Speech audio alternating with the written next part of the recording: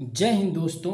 हम लोग रेलवे की साइंस चला रहे थे जिसमें से हमने बायोलॉजी में जो रेलवे एग्ज़ाम के लिए महत्वपूर्ण टॉपिक थे उनको लगभग हमने 90% बायोलॉजी जहाँ से आती है उनको कंप्लीट कर दिया था। अब हम लोग इसके बाद आज से फिजिक्स चालू करेंगे। फिजिक्स में आज हम एक नए टॉपिक को डिस्कस करेंगे जिससे काफ़ी अच्छे क्वेश्चन पूछे जाते हैं और प्रीवियस ईयर क्वेश्चन जो पूछे गए हैं उनको भी हम लोग यहाँ पे डिस्कस करने वाले हैं। दोस्तों पूरा वीडियो देखिए और ज़रूरत के अकॉर्डिंग आप इसका नोट्स बनाते चलिए। रेलवे एग्ज़ाम से पहले पहले हम आपकी ये सारा जीएस का जितना भी सेगमेंट है उसको अच्छे से कंप्लीट कर देंगे। तो चलिए दोस्तों शुरू करते हैं। उससे पहले जो लोग चैनल पे नए हैं वो लोग वीडियो को लाइक कर दें, चैनल को सब्सक्राइब जरूर कर दें जिससे कि जितने भी आगे वीडियो डालें उनका नोटिफिकेशन आपको समय पे मिलता रहे। तो चलिए सबसे पहले हम लोग यहाँ पे समझने वाले हैं कि अभी तक हम लोगों ने कौन सी क्लासें कंप्लीट करी थी। देखो यहाँ पे मैंने साइंस का सिलेबस आपको बता रखा है। तो साइंस में आपको फिजिक्स, केमिस्ट्री और बायोलॉजी पोर्शन पढ़ना होता है जिसमें से हमने क्या करा था, अभी तक बायोलॉजी सेक्शन में कौन कौन से टॉपिक कंप्लीट करें वो आपको यहाँ पे हम बताने वाले हैं। तो देखिए ये है बायोलॉजी सेक्शन में अभी तक हम लोगों ने मानव शरीर में उससे पहले हम लोगों ने सेल को कंप्लीट कर लिया था। ठीक है, जो इम्पोर्टेंट है जहाँ से ज़्यादा क्वेश्चन आते हैं उनकी बात बता रहे हैं। ठीक है, सेल कंप्लीट कर लिया था, पाचन तंत्र कंप्लीट कर दिया, पाचक ग्रंथियाँ कंप्लीट कर दिया।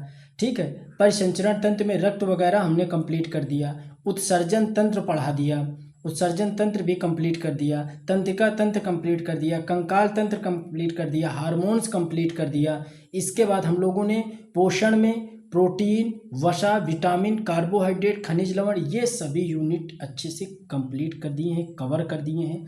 आप लोग जाइए वीडियो की प्लेलिस्ट देखिए, चैनल की प्लेलिस्ट जाइए, वहाँ पे रेलवे आप सर्च करेंगे तो रेलवे एग्ज़ाम जैसे ही आप रेलवे की प्लेलिस्ट देखेंगे तो वहाँ पर पे आपको बायोलॉजी के सारे सीरियल से आपको मिल जाएंगे। लगभग 12 से 13 वीडियो बनाए गए हैं हमारे द्वारा। तो 13 वीडियो आप पढ़ेंगे तो वहाँ से आपकी पूरी बायोलॉजी कंप्लीट हो जाएगी। ठीक है, आज से हम लोग फिजिक्स चालू करेंगे। तो फिजिक्स में हमको सबसे पहले देखना है कि हमें क्या पढ़ना है जो एग्जाम के लिए पॉइंट ऑफ व्यू से इम्पोर्टेंट है। तो फिजिक्स में हम लोग सबसे पहले देखेंगे यहाँ पे जो हमें पढ़ना है, जैसे यांत्रिक और भौतिक राशियों का मापन। यांत्रिकी में गति, वेग, बल, घर्षण, घनत्व, कार्य ऊर्जा, इनसे बहुत क्वेश्चन आते हैं। इसको हम डिटेल में आपको अच्छे से पढ़ाएंगे। ठीक है, आज हम लोग भौतिक राशियों का मापन इस यूनिट को पढ़ाएंगे। इसके बाद ऊष्मा, तरंग, ध्वनि, प्रकाश। तरंग, ध्वनि और प्रकाश सबसे ज़्यादा इंपॉर्टेंट है, इससे क्वेश्चन आते हैं। इसके अलावा खोज, जड़त्व और गति के नियम, ये 2 यूनिट और हैं जिनसे क्वेश्चन आते हैं। ठीक है, तो जो इम्पोर्टेंट है जहाँ तक क्वेश्चन ज़्यादा बनते हैं फिजिक्स में वो यूनिट हम आपको अच्छे से कवर करेंगे। और आज से जल्दी वीडियो आपके लिए लेकर के आएंगे, जल्दी क्लासें होंगी। थोड़ा सा गैप हो जा रहा है, वो भी समस्याएं हमने बताई थी आपको। तो चलिए दोस्तों, ये सिलेबस आपके डिस्क्रिप्शन बॉक्स में नीचे लगा देंगे, वहाँ से जा करके आप इसको डाउनलोड कर लीजिएगा। इसके बाद हम लोग केमिस्ट्री चालू करेंगे। ठीक है, तो अभी के लिए आज के लिए जो हम लोगों का टॉपिक है वो है मात्रक। ठीक है, भौतिक राशियों का मापन एवं मात्रक, इससे इंपॉर्टेंट क्वेश्चन आते हैं। तो सबसे पहले हम लोग इसको अच्छे से पढ़ेंगे, पढ़ने के बाद हम लोग नेक्स्ट अपना टॉपिक भी पढ़ेंगे। तो चलिए इस टॉपिक को हम लोग पढ़ते हैं, देखते हैं। किसी भी, अब मात्रक के बारे में हम लोग समझ लेते हैं कि क्या होता है। तो किसी भी राशि की माप के लिए कुछ मात्रक मापों की ज़रूरत होती है। इसी मात्रक या माप को उस राशि का मात्रक कहा जाता है। जैसे लंबाई मापने के लिए हमें किसकी ज़रूरत होती है, मीटर की। द्रव्यमान मापने के लिए किसकी ज़रूरत होती है, हमें किलोग्राम की ज़रूरत होती है, या ग्राम या किलोग्राम, ये नहीं है। यह जो मात्रक है वो एसआई में मात्रक लिखी हुई है। ठीक है, यहाँ तक हमने बात अच्छे से समझ ली कि मात्रक क्या होती है और उसकी ज़रूरत क्या पड़ती है। ठीक है, अब मात्रक कितने प्रकार के होते हैं। तो देखो मात्रक मूलतः 2 प्रकार के होते हैं। एक होता है व्युत्पन्न मात्रक, एक होता है मूल मात्रक। देखो जिस तरीके से आपको बता रहे हैं, आप पेन कॉपी लेकर के बैठो और इसका नोट्स बनाते चलो, तभी आपको भी मजा आएगा। एक सिस्टम से आपके पास सिलेबस होगा, आप रिवीजन कर पाएंगे और आप अच्छी मेहनत से अच्छी तरीके से इसको तैयार कर पाएंगे। उड़ते उड़ते पढ़ेंगे तो उड़ते उड़ते क्वेश्चन भी आपके दिमाग से निकल जाएंगे। आप अगर सिस्टम से पढ़ेंगे, अच्छे से चीज़ों को एक तरफ से कवर करते हुए चलेंगे, जैसे बायोलॉजी हमने पहले कंप्लीट करी, आप उसका पूरा नोट्स बना लीजिए, ठीक है। इसके बाद हमने फिजिक्स कंप्लीट करी, फिजिक्स का हालांकि अभी आपको जल्दी एक बुक पब्लिश करने वाले हैं हम, उसमें आपको संपूर्ण बायोलॉजी जितनी अभी तक पढ़ाई है, टोटल 6 to 12 NCERT पे आधारित, जिस तरीके से आप मेरे वीडियो में देखते हो डायग्राम के सहित, आपको कंप्लीट एक बायोलॉजी की बुक हम लॉन्च करेंगे, उसको आप अच्छे से याद कर लीजिएगा, तैयार कर लीजिएगा, ठीक है। तो जल्दी हम एक बुक लाने वाले हैं, तो बुक से आप अच्छे से तैयार और आसानी से कर सकते हैं। डायग्राम जिस तरीके से आप मेरे वीडियो में बायोलॉजी पढ़े हो, उसी तरीके से आपको बहुत और उससे और उसको इम्प्रूव किया गया है और उसको बेहतर बना करके आपके सामने वो बुक पेश की जाएगी। तो चलिए अभी देख लेते हैं हम लोग। मात्रक हमने पढ़ा, मात्रक 2 प्रकार के होते हैं, मूल मात्रक और व्युत्पन्न मात्रक। मूल मात्रक वह मात्रक जो किसी अन्य मात्रक पर निर्भर नहीं रहते हैं, उनको मूल मात्रक कहा जाता है। यानी कि वो किसी दूसरे मात्रक पर निर्भर नहीं होते हैं, वो खुद ही स्वतः वो अपने आप पे एक स्वतंत्र होते हैं, वो किसी दूसरे मात्रक पर निर्भर नहीं होते हैं, ठीक है। और व्युत्पन्न मात्रक वह मात्रक जो मूल मात्रक पर निर्भर होते हैं, उनको व्युत्पन्न मात्रक कहा जाता है, ठीक है। उदाहरण के लिए जैसे क्षेत्रफल, आयतन, चाल, वेग। अब व्युत्पन्न मात्रक मूल मात्रक पर निर्भर होते हैं, ठीक है। यानी कि जो व्युत्पन्न मात्रक होंगे वो मूल मात्रक से ही निकाल करके बनाए जाते हैं, ठीक है। अब देखते हैं, जैसे मूल मात्रक की संख्या 7 होती है, इसको आप याद रखिएगा, इनकी संख्या 7 होती है। जैसे लंबाई मीटर होता है, इसका मात्रक क्या होता है, मीटर। द्रव्यमान का किलोग्राम, समय का सेकंड, ताप का केल्विन, विद्युत धारा का एम्पियर, ज्योति फ्लक्स का क्या होता है, तो यहाँ पे ज्योति फ्लक्स का इन्होंने गलत लिख दिया है, ये कैंडिला होता है, हालांकि सिंबल सही लिखा है लेकिन ये तो ज्योति फ्लक्स का क्या होता है, कैंडिला। पदार्थ की मात्रा का मोल। तो ये हमारे मूल मात्रक है। अब इन्हीं से मॉडिफाई करके बनाए गए हैं कौन से, व्युत्पन्न मात्रक, ठीक। कौन से बनाए गए हैं, व्युत्पन्न मात्रक। अब जैसे कि एरिया निकालना है, तो एरिया किसमें मीटर स्क्वायर में निकलता है, तो किसकी, लंबाई पे डिपेंड है ना। मूल मात्रक लंबाई का मात्रक क्या है, मीटर, ठीक है। तो क्षेत्रफल उसी के अकॉर्डिंग निकलता है। तो आपने ये बात समझ ली कि मूल मात्रक क्या होते हैं और व्युत्पन्न मात्रक क्या होते हैं, ये बात आप अच्छे से समझ गए। अब हम लोग देखने वाले हैं कि ये कुछ क्वेश्चन हमने 4 से 5 क्वेश्चन यहाँ पे लिखे हैं, अभी PYQ और कराएंगे पूरे चैप्टर की। ये वो हैं जो मूल मात्रक से क्वेश्चन पूछे गए थे रेलवे में, ठीक है। तो उनको हम लोग यहाँ पे देख लेते हैं। क्वेश्चन क्या थे PYQ में, कि वह कौन सी मूल राशि नहीं है। मतलब इसमें क्वेश्चन नंबर 1 है कि बताइए कि कौन सी मूल राशि नहीं है। ऑप्शन है विद्युत धारा, समय, लंबाई या चाल। तो बताइए इसमें कौन सा ऐसा लिखा हुआ है मूल राशि जो नहीं है।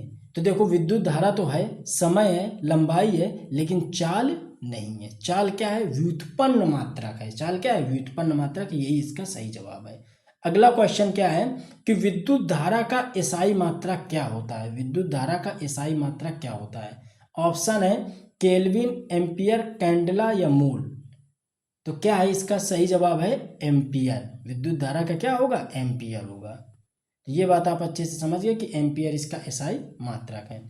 पृष्ठ तनाव का मात्रक क्या होता है। तो पृष्ठ तनाव का मात्रक क्या होता है, ऑप्शन है आपके केल्विन, हेनरी, न्यूटन प्रति मीटर या फिर न्यूटन मीटर। अब इसमें 2 लोगों को सस्पेंस हो सकता है क्योंकि ये तो ऊपर वाले तो होंगे नहीं, तो इसमें क्या होगा, न्यूटन प्रति मीटर। ये आपका सी नंबर आपका सही जवाब है। ये क्वेश्चन आपके रेलवे एग्जाम में पूछे गए थे। लेंस की क्षमता का मात्रक क्या होता है। तो देखिए लेंस की क्षमता का मात्रक ऑप्शन है हेनरी, ओम, डायोप्टर, पास्कल। तो क्या इसका सही जवाब है, डायोप्टर किसका होता है, लेंस की क्षमता का मात्रक। बहुत इंपॉर्टेंट है ये आपको दिखाने के लिए कि इस तरीके से आप पढ़ोगे तो ऐसे क्वेश्चन फ्रेम होकर के आते हैं। डायरेक्ट क्वेश्चन है जो हमने यहाँ पे ऊपर आपको पढ़ाया, वही डायरेक्ट क्वेश्चन पूछा जा रहा है। तो इस चीज़ को आप अच्छे से बात समझ लीजिए कि आपको इसी तरीके से इन चीज़ों को अच्छे से बेहतर ढंग से तैयार करना है। चलिए अब हम लोग आगे देख लेते हैं। आगे हम लोग देखते हैं कि कुछ अन्य महत्वपूर्ण मात्रक लिखे हैं तथा मात्रकों के क्या लिख रखे हैं हमने, कि राशियां दी हैं और उनके मात्रक भी हमने यहाँ पे लिख रखे हैं। तो जैसे हम लोग सबसे पहले देख लेते हैं, देखो इनको भी आपको अच्छे से तैयार करना है क्योंकि रेलवे एग्जाम है, आप अच्छे से समझते हैं, जीएस जी के समंदर है, क्वेश्चन कहाँ से निकाला जाएगा कुछ भरोसा नहीं है। लेकिन ज़्यादातर जो एग्ज़ाम में जहाँ से क्वेश्चन बनने के ज़्यादा चांस हैं, अगर फिजिक्स केमिस्ट्री बायो यानी साइंस से ज़्यादा क्वेश्चन बनते हैं तो साइंस से किस टॉपिक से ज़्यादा क्वेश्चन बनेंगे वो टॉपिक आपको हम करवा रहे हैं। आप प्रीवियस ईयर क्वेश्चन लगाइए, एमसीक्यू दीजिए, आपको खुद ही आइडिया लगता चला जाएगा। अब हम लोग देखते हैं कि दूरी का क्या है। तो दूरी का क्या होता है, मीटर होता है, विस्थापन का मीटर होता है, क्षेत्रफल का मीटर स्क्वायर होता है, आयतन का मीटर क्यूब होता है। चाल या वेग का क्या होता है, तो मीटर सेकेंड होता है। किसका, चाल कहो या वेग कहो, बात एक ही है। त्वरण का क्या होता है, तो मीटर पर सेकेंड स्क्वायर होता है त्वरण का मात्रक। बल का मात्रक क्या होता है, तो बल का न्यूटन होता है। आवेग का क्या होता है, तो न्यूटन पर सेकेंड होता है। क्या होता है, न्यूटन पर सेकेंड। किसका मात्रक होता है, आवेग का। यहाँ पे आवेग का मात्रक इन्होंने गलत टाइप किया है, न्यूटन पर सेकेंड नहीं होता है। आवेग का मात्रक जो होता है वो न्यूटन सेकेंड होता है। क्या होता है, न्यूटन सेकेंड।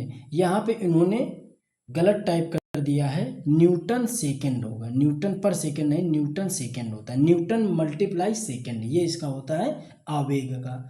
ऊष्मा या कार्य का मात्रक क्या होता है, तो जूल होता है। ऊष्मा का मात्रक पूछे या कार्य का मात्रक पूछे तो आप तुरंत बताएंगे सर क्या होता है, जूल होता है। शक्ति या इसी को शक्ति सामर्थ्य कहते हैं, इसका मात्रक क्या होता है, वाट, या इसी को एक शब्दों में कहते हैं जूल पर सेकेंड। आवृत्ति का मात्रक क्या होता है, तो हर्ट्ज इसका होता है, HZ होता है इसका सिंबल, हर्ट्ज इस तरीके से लिखा जाता है। टाइपिंग में थोड़ी सी एरर है, हर्ट्ज। ठीक है, ये किसका मात्रक होता है, आवृत्ति का मात्रक होता है। अब देखते हैं दाब। दाब या इसी को दबाव या प्रेशर कहा जाता है, इसका क्या मात्रक होता है, तो दाब या दबाव का जो मात्रक होता है पास्कल होता है। क्या होता है, पास्कल। विद्युत प्रतिरोध का ओम होता है। विद्युत प्रतिरोधकता का क्या होता है, तो ओम मीटर होता है। रेडियो एक्टिव पदार्थ का वेकुरल होता है। विभवांतर का क्या होता है, वोल्ट होता है। दूरी का क्या होता है, तो पारसेक या प्रकाश वर्ष होता है। क्या होता है, पारसेक भी लिखा मिल सकता है और प्रकाश वर्ष भी लिखा मिल सकता है। विद्युत आवेश का क्या होता है, तो कूलाम होता है। पृष्ठीय तनाव का क्या होता है, तो कूलाम पर मीटर स्क्वायर। क्या होता है, कूलाम पर मीटर स्क्वायर। तो दोस्तों ये थे कुछ अन्य मात्रक जो हमने आपको ऊपर बताया, क्या मूल मात्रक और व्युत्पन्न मात्रक। इसके जितने भी PYQ थे जो पूछे गए थे पिछले एग्जाम में, ये 4 से 5 क्वेश्चन हमने मूल मात्रक के डायरेक्ट उठा करके यहाँ पे रख दिए। अब हमने पढ़े कुछ अन्य मात्रक, ये भी आपको अच्छे से याद रखना है। इसके बाद हम लोग कुछ पढ़ते हैं बीमीय सूत्र। देखिए बीमीय सूत्र से क्वेश्चन आपसे पूछता है, ठीक है, तो इस बीमीय सूत्र को हमको अच्छे से पढ़ना है। अब देखते हैं कि देखो बीमीय सूत्र के लिए आपको 2 से 3 बातें बस याद रखनी है। सबसे पहले क्या, सबसे पहले आपको यह याद रखना है कि किसी भी भौतिक राशि की बीमीय मूल्य निकालने के लिए 3 चीज़ें जरूरी होती हैं। जैसे 3 चीज़ें क्या जरूरी होती हैं, एक जरूरी होता है द्रव्यमान, एक जरूरी होता है लंबाई और दूसरा जरूरी होता है समय। यानी द्रव्यमान को हम लोग m से डिनोट करते हैं, लंबाई m का मतलब है मीटर से, और लंबाई को l से यानी लेंथ से, और समय को t से यानी कि टाइम से। ठीक है, तो इस तरीके से हमको इन 3 चीज़ों की ज़रूरत होती है। लेकिन बीमीय मूल हमेशा MLT के रूप में ही लिखा जाएगा। यानी कि ये 3 चीज़ें जो आप देख रहे हो जिसको MLT के फॉर्म में लिखा है, तो बीमीय सूत्र हमेशा किसके फॉर्म में लिखा जाएगा, MLT के फॉर्म में ही लिखा जाता है। अब आपको बीमीय सूत्र निकालना सिखाते हैं रेलवे एग्जाम के लिए, रामबाण है।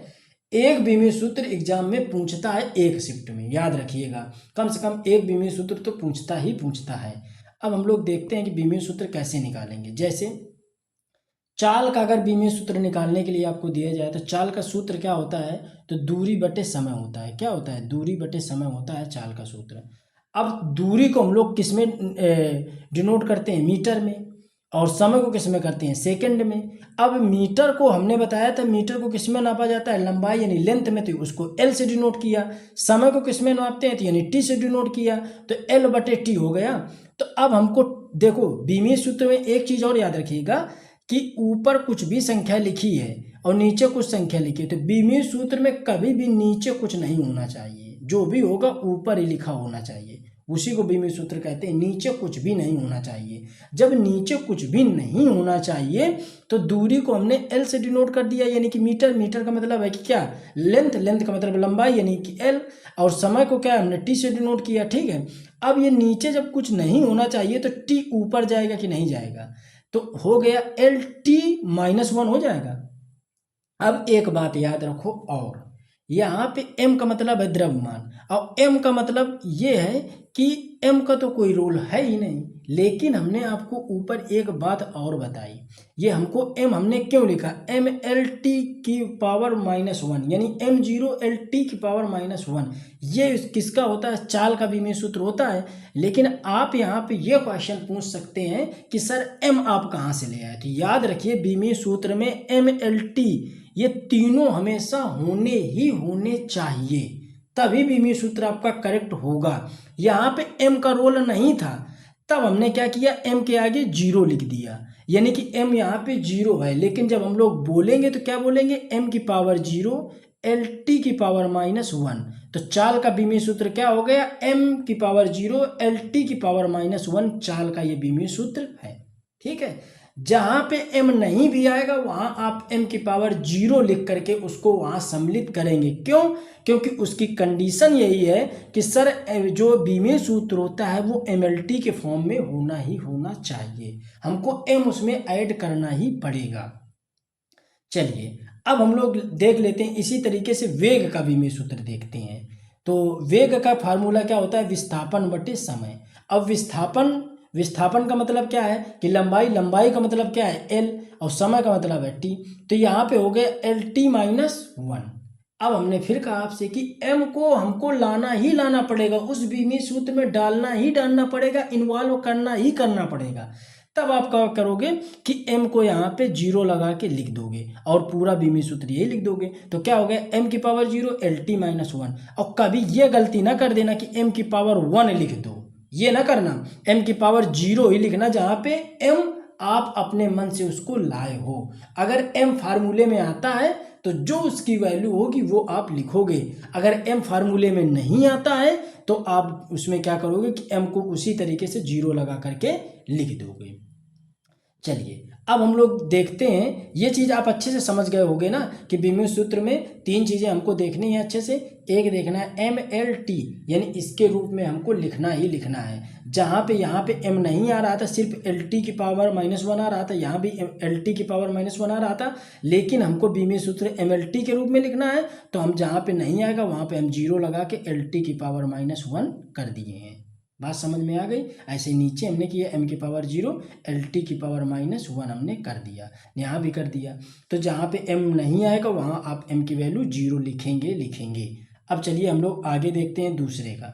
जैसे हम बल का देखते हैं, तो बल का फार्मूला क्या होता है, m इंटू ए। m का मतलब है द्रव्यमान और a का मतलब है त्वरण, और द्रव्यमान को हम किस में डिनोट करते हैं, m में। तो m हमने यहाँ पे लिख दिया। अब यहाँ पे देखो m आ गया है, तो अब हम m की पावर 0 अभी यहाँ पे नहीं लिखेंगे, m आ गया है ना। और त्वरण का जो विमीय सूत्र होता है, हम लोग त्वरण का विमीय सूत्र निकालने के लिए क्या करते हैं, अब त्वरण को हमने यहाँ पे निकाल के अलग से दिखा दिया है। त्वरण का मतलब होता है वेग परिवर्तन बटे समय, और वेग का हमने ऊपर निकाला है m की पावर 0 एल टी -1, m की पावर 0 एल टी -1 ये ऊपर हमने निकाल के रख रखा है, और ये ऊपर हमने लिख लिया है। ठीक है, किसका, वेग का लिख लिया है। ठीक है, इसके बाद नीचे ये देखो यहाँ पे मिस हो गया है एल टी की पावर -1 बटे टी। ठीक है, तो ये ऊपर जाएगा तो m की पावर 0 एल टी -2। तो वेग त्वरण का कितना निकल आया, m की पावर 0 एल टी की पावर -2, ये किसका निकल आया, त्वरण का निकल आया। अब हम यहाँ पे वैल्यू पुटअप करेंगे, त्वरण की जगह पे जो त्वरण का निकाला इसको रखेंगे। तो m की पावर यहाँ पे क्या हो जाएगा, m की पावर 1 होगा कि नहीं होगा, यहाँ पे m की पावर 1 होगा। ठीक है, और यहाँ पे m की पावर 0 है एल टी -2, तो यहाँ पे क्या हो जाएगा, ये जो विमीय सूत्र इन्होंने अब क्या करेंगे, ये है m की पावर 1 और ये है m की पावर 0 एल टी -2। अब हम लोग इसको ऐड करेंगे, तो क्या ऐड करेंगे, m की पावर 1 + 0। भाई ये वाला m और ये वाला m दोनों जुड़ेंगे ना, और इसमें एल टी की पावर -2, तो इसको जोड़ के हम लोग लिखेंगे, क्या लिखेंगे, m की पावर 1 एल -2। तो ये हो जाएगा किसका बीमीय सूत्र, किसका हो जाएगा, बल का। हमने बल का बीमीय सूत्र निकाला। अभी एक बार और समझ लेते हैं, अगर आपको सस्पेंस हो। हमने m की वैल्यू क्या है, द्रव्यमान m लिखा तो m का m लिख दिया, इसकी पावर अभी 1 है। जब तक जब अगर फार्मूले से m आ रहा है तो उसकी वैल्यू 1 होगी, ठीक है। और अगर नहीं है उसमें तब उसकी वैल्यू हमेशा आप 0 लगा के लिखोगे। त्वरण को हमने विमीय सूत्र यहाँ निकाल लिया, ठीक है। त्वरण का हमारा विमीय सूत्र m की पावर 0 LT-2, ये त्वरण का विमीय सूत्र निकल आया। अब हम लोग इसको मल्टीप्लाई, इसको गुणा करके, ये इसके गुणे में है तो गुणे में वैसे लिख दिया। अब हमने इन दोनों की वैल्यू को जोड़ लिया तो m की पावर 1 प्लस यहाँ पे प्लस 0 और फिर LT-2, तो इसको जोड़ेंगे तो कितना हो जाएगा, m की पावर 1 LT-2। तो ये किसका हो गया, बल का बीमीय सूत्र हो गया। अब इसी प्रकार हम लोग देखने वाले हैं कार्य का बीमीय सूत्र। तो ये कमेंट करके आपके लिए होमवर्क है, अगर बीमीय सूत्र का आप अच्छे से समझ पाए हो तो आप हमें कार्य का बीमीय सूत्र दे करके बताइएगा, ठीक है। कार्य का क्या बीमीय सूत्र होगा ये आप हमें कमेंट करके नीचे इनबॉक्स में बताइएगा, ठीक है। हम वेट करेंगे कि कितने लोग सीरियस होकर पढ़ते हैं और कितने लोग इसमें कमेंट करते हैं। चलिए, यहाँ तक हमारे बात समझ में आ गई। अब प्रमुख हमको मापक यंत्र पढ़ने हैं जिनसे क्वेश्चन पूछता है। तो प्रमुख मापक यंत्र हमको पढ़ने के लिए सबसे पहले हम लोग देख लेते हैं यहाँ पे कि जिनसे क्वेश्चन पूछता है कि ओडोमीटर, क्या है, ओडोमीटर। अब ओडोमीटर को हम लोग देखो, ये 3 आपको एक साथ याद करनी है। हमने सस्पेंस वाले इसी वजह से एक साथ लिखे हैं, 3 आपको एक साथ, ओडोमीटर, ओंडोमीटर, ऑडियोमीटर। बोलने में एक जैसे लग रहे हैं इस वजह से सस्पेंस हो सकता है, देखने में एक जैसे लग रहे हैं। ओडोमीटर का मतलब है वाहन के पहियों द्वारा तय जो दूरी मापने का यंत्र है वो कौन सा है, ओडोमीटर। ओंडोमीटर क्या है, विद्युत चुंबकीय तरंगों की आवृत्ति मापने का यंत्र है, कौन सा, ओंडोमीटर। ऑडियो का मतलब क्या होता है, तो ध्वनि, तो ध्वनि की तीव्रता मापने का यंत्र क्या है, ऑडियोमीटर। चलिए, और ऑडियो से तो आप तुरंत गेस कर लेंगे कि ये ध्वनि की तीव्रता मापने का। अब आपको एक और बताते हैं, ए मीटर कहीं कहीं आपको लिखा मिल जाएगा, या तो आ मीटर लिखा मिल जाएगा, ए मीटर लिखा मिल जाएगा या तो आ मीटर लिखा मिल जाएगा। अब मीटर किस में लगाया जाता है, मीटर का मतलब क्या होता है, बिजली का बिल मीटर से ही तो होता है, कितने यूनिट चला मीटर, उसी में तो डिनोट करते हैं बिजली का बिल हम लोग। मीटर जब लगाया जाता है तो उसको याद रखना, विद्युत धारा की तीव्रता मापने का यंत्र होता है क्या, मीटर, ए मीटर या आ मीटर, ठीक है। अब एनीमोमीटर, एनीमो का मतलब एयर, एयर का मतलब वायु, तो वायु का वेग मापने का यंत्र क्या है, एनीमोमीटर। अब देखो अगला है पायरोमीटर, पायरो का मतलब है पारा, पारा का मतलब है उच्च टेम्परेचर मापता है ना पारा, तो पारा का मतलब उच्च तापमापी यानी विकिरण तापमापी का मापने का यंत्र क्या है, तो पायरोमीटर है। अब हम लोग देखते हैं अगला, लैक्टोमीटर। तो लैक्टोमीटर क्या है, तो दूध की अपेक्षित घनत्व मापने का यंत्र क्या है, लैक्टोमीटर।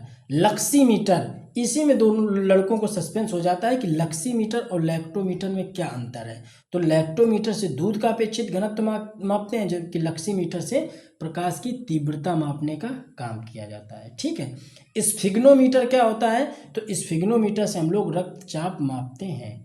स्टेथोस्कोप से हम लोग हृदय की ध्वनि सुनने का काम करते हैं। जब आप बीमार होते हैं, आप डॉक्टर के पास जाते हैं तो वो क्या करता है, हृदय की आवाज़ को सुना करता है, ठीक है। उसके एक लब डब डब लब डब लब डब, ये एक साउंड रिलीज करता है यार, ठीक है।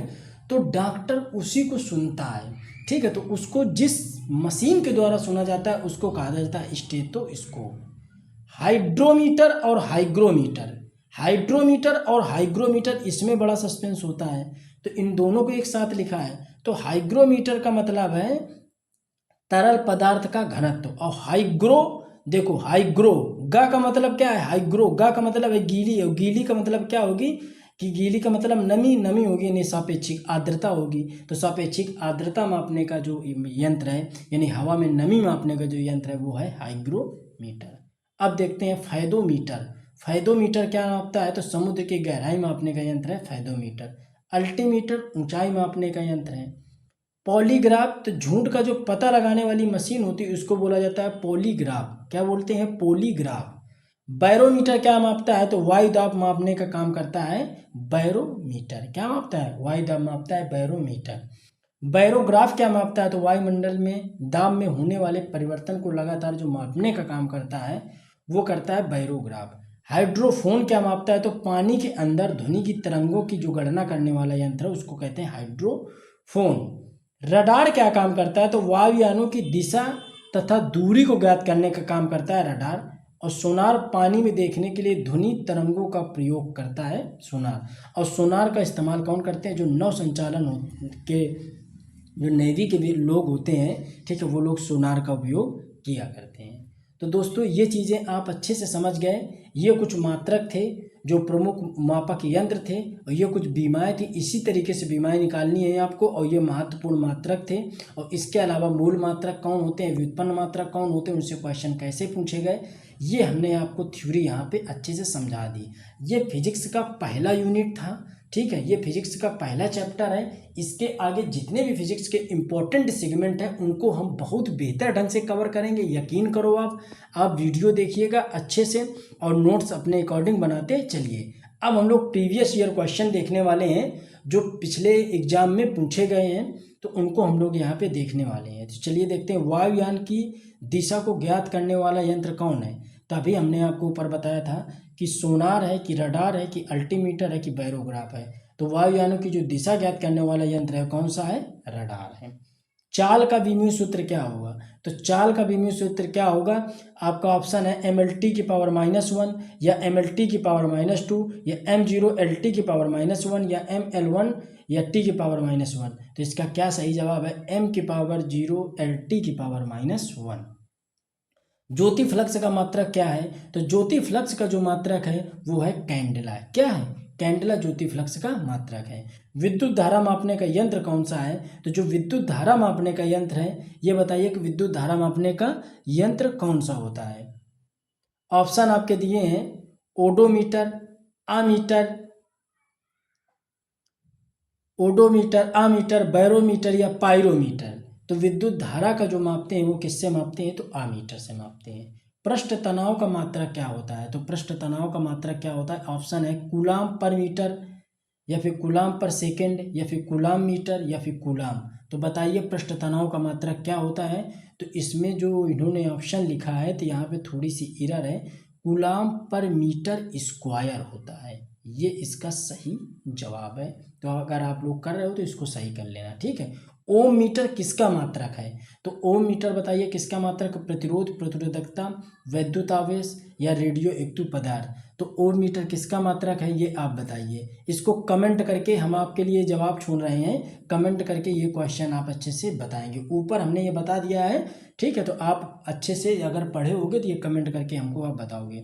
1 हॉर्स पावर बराबर होता है 746 वाट 576 कूलम, 735 वाट 746 वाट पर सेकेंड। तो किसके बराबर होता है? 746 वाट के बराबर होता है। अगला क्वेश्चन हम लोग देखते हैं, विकिरण ताप मापी मापने का यंत्र है, क्या मापने का यंत्र है? Pyrometer, anemometer, altimeter, polygraph. यानी विकिरण ताप मापी किस मशीन के द्वारा या किस यंत्र के द्वारा मापा जाता है? तो इसका सही जवाब है पायरोमीटर। तो दोस्तों ये आज का टॉपिक था। इसके बाद इसका फिजिक्स का अगला टॉपिक लेकर के हम लोग आएंगे। जितने भी लगभग 7 से 8 यूनिट फिजिक्स में है जो जिनसे क्वेश्चन आपसे पूछता है, 100% पूछता है, ठीक है।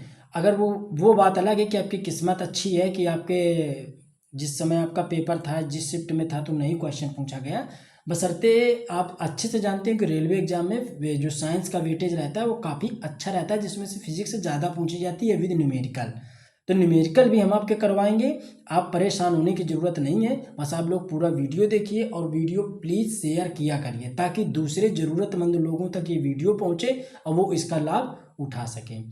तो दोस्तों जो लोग चैनल पे नए आए हैं वो लोग चैनल को सब्सक्राइब जरूर कर लें और वीडियो को शेयर करें। मिलते हैं अगले वीडियो में, तब तक जय हिंद, जय भारत।